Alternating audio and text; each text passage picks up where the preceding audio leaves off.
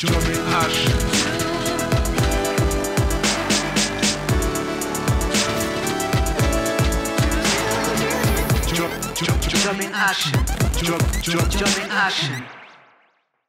sais qu'à chaque fois que vous attendez le bus, vous pensez au secteur du transport et de la logistique. Tu le crois ou pas? On s'est encore trompé de sens. Non. Et ça tombe bien, car aujourd'hui on part à la découverte de ces métiers. C'est parti! Nous commençons par nous rendre dans une entreprise pharmaceutique pour rencontrer Maury, apprenti logistique. Donc c'est quoi le quotidien d'un apprenti logistique? C'est juste porter des cartons toute la journée? Non, c'est pas du tout porter le carton toute la journée. On a plein de choses à faire comme l'organisation du transport, l'organisation même des échantillons aussi. Après, ça dépend de ton secteur d'activité et on utilise beaucoup de l'ordi. Pourquoi tu as décidé de t'orienter vers la logistique? Moi, au début, je faisais la maintenance du bâtiment industriel. J'ai fait 1 an dedans et puis j'ai fait un stage à INATC.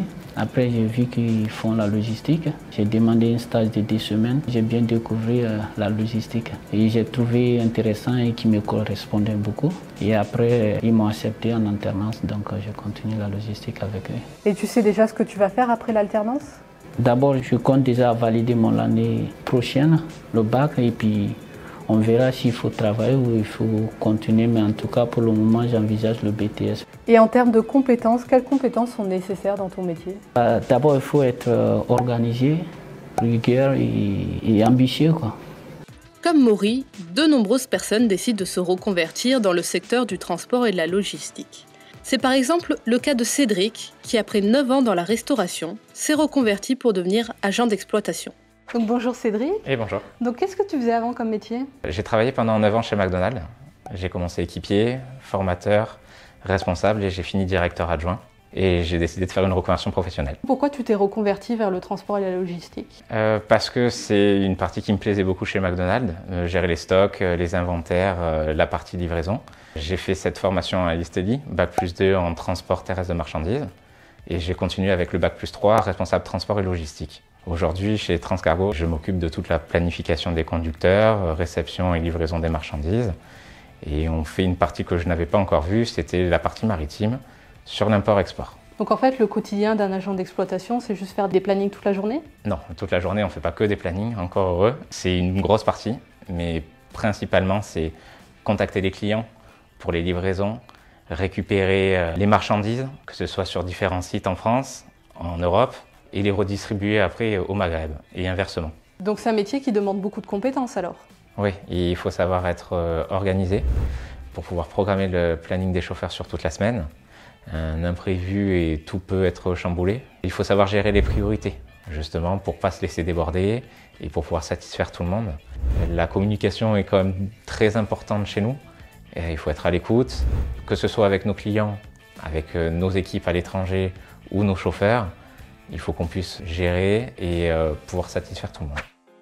Je sais que quand je vous parle du métier de conducteur de transport de marchandises, vous imaginez un homme en débardeur qui vit seul dans son camion. Mais détrompez-vous, car la réalité est parfois bien loin de ce cliché. Delia en est d'ailleurs l'exemple. Bonjour Delia, ça consiste à quoi le métier de conductrice de marchandises? Bonjour, alors moi je livre de la grande distribution, les grandes surfaces, et parfois je suis amenée à charger et décharger selon les endroits où je vais.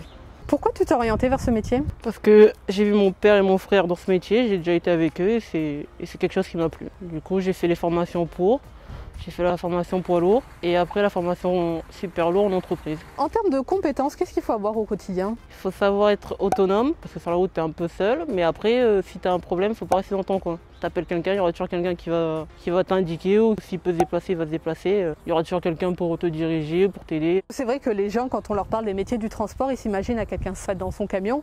En fait, c'est pas si solitaire que ça. Non, c'est pas vrai, parce que quand je vais chez le client, je rencontre le client, je rencontre mes collègues toute la journée, je vois toujours du monde quoi qu'il arrive. Si vous êtes autonome, rigoureux et organisé, alors le secteur du transport et de la logistique est fait pour vous.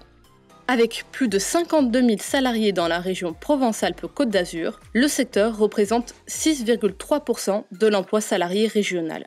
Et seulement 19% de ces personnes sont des femmes.